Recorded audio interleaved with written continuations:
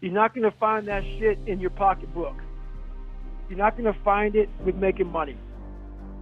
You're not. I'm telling you right now, yes, money's important, and we all love it. We all need it. It is so important. You can be very successful in life. Very successful. Happy wife, happy kids, happy life.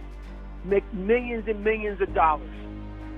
But you walk around thinking, damn, something's missing.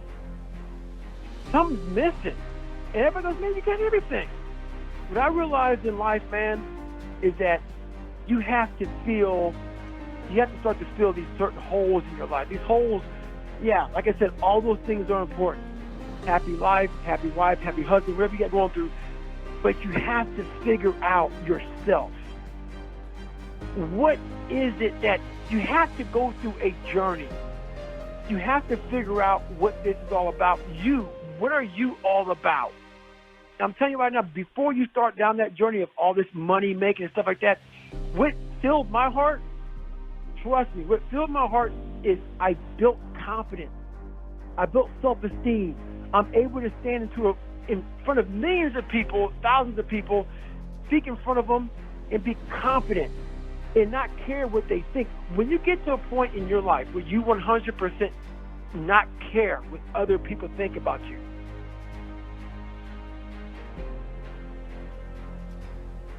you have arrived. And that is it.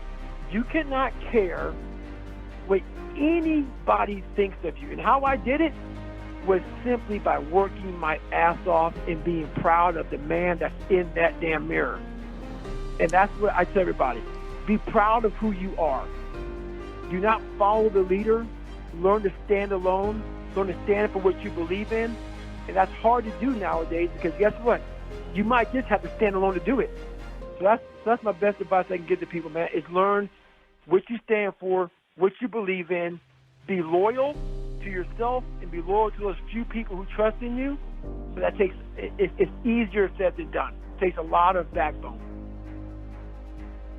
You know what? Like I said, I had two voices in my head.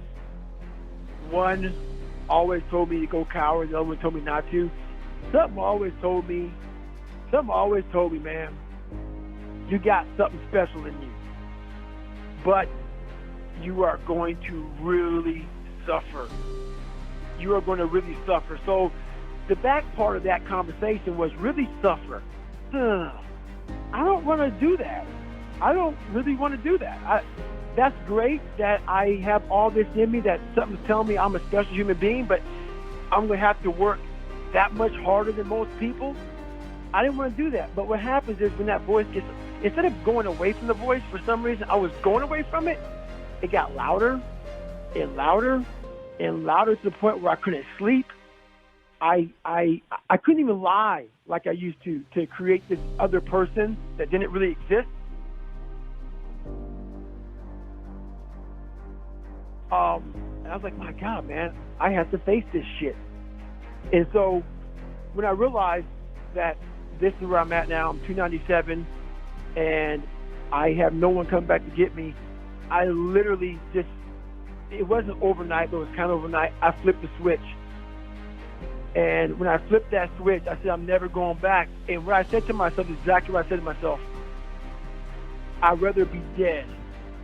I'd rather be dead than live in this mindset that I have. Than to have this afraid of everything mindset. I said, I'd rather be fucking dead because I am dead, which is why I came up with the live autopsy. Everybody finds out, how someone died when they're dead. Guy comes in, does it, says, hey, they died of a heart attack. They never do an autopsy on a person while they're alive. And so I did it on myself while I was alive. I said, man, I can't fucking, I'm dead right now being alive. So I said, I'd rather be dead, really dead, than live like this. And that was my decision I made.